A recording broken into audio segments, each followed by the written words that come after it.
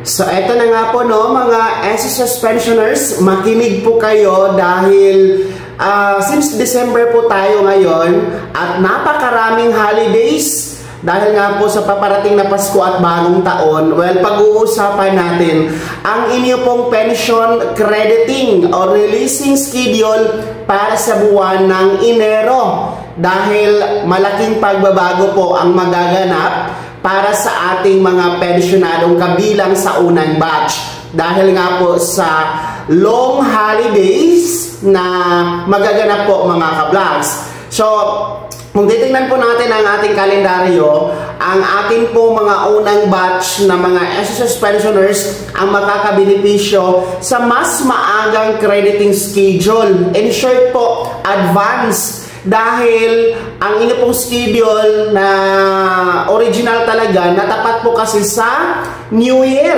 or bagong taon. Well, para po sa kalaman ng mga baguhang pensyonado, ang original crediting schedule ninyo, mga batch 1, ay tuwing first day of the month. So, tuwing unang araw talaga ng buwan. And supposed to be, dapat ngayong Enero ay January 1 po yan magaganap. Kaso nga lang po, every year talaga yung January 1 is regular national holiday dahil atin pong pinagdiriwang ang bagong taon. So, since holiday nga po, bagong taon ang January 1, dapat aatras tayo sa January or sa December 31. Kaso nga lang po, ang December 31, holiday din po yan dahil bispiras ng bagong taon.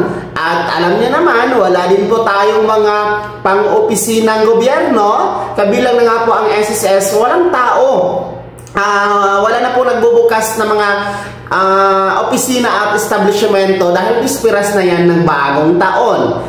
So since holiday din po ang December 31, aatrasan na tayo sa December 30. Araw yan ng Martes. Kaso nga lang po, ang December 30 is regular holiday dahil yan po ay Rizal Day. So, araw po yan ng kapanganakan ng ating pambansang bayani na si Dr. Jose Rizal.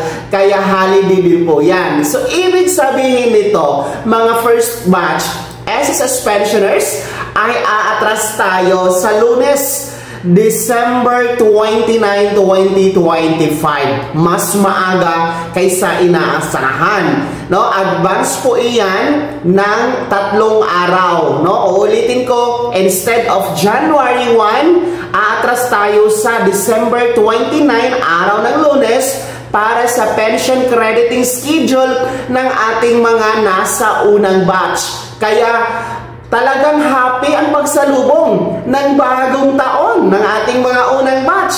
Dahil, since kayong Disyembre, tumanggap kayo ng doble noong December 1, your December pension plus the 13th month, tapos advance na naman ngayong December 29 ang inyong Enero na pension. Nako po, paldong-paldo ang ating mga unang batch.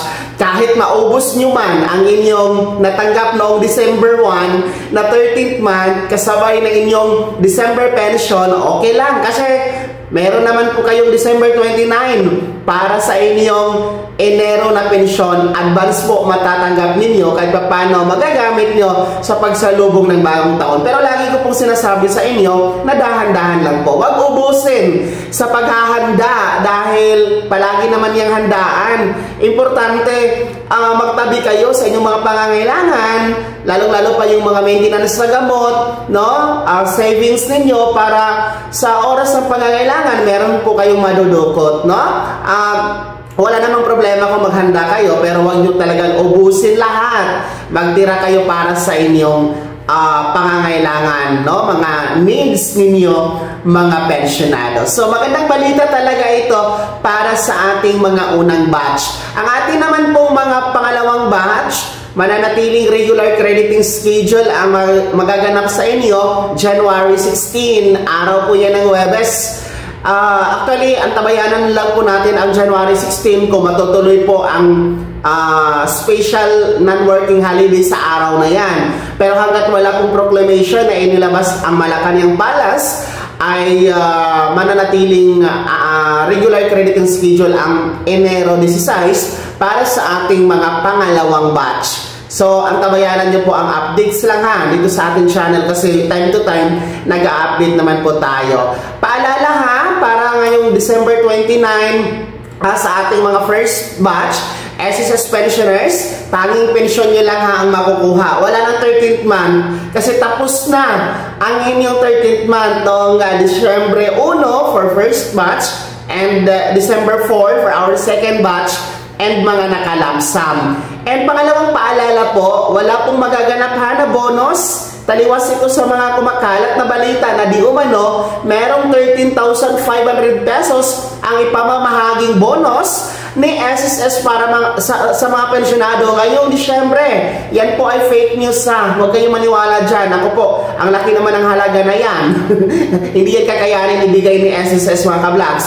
Doon nga lang sa second tranche, 1,000 pisong pension increase, nahihirapan na ibigay ni SSS. Yan pa kayang 13,500 pesos. Diba? So, common sense lang yan. Pangatlong paalala, walang second tranche na magaganap. Tanging pension na for January po ang advance na makukuha ngayong December 29 para sa inyo mga first batch SSS pensionado. Kaya naman mga SSS pensioners, sino sa inyo dito ang mga kabilang sa unang batch? Ano po ang inyong komento at reaksyon sa balitang ito? Kayo ba ay natutuwa dahil advance ang inyong pension crediting for January instead of January 1 magiging December 29?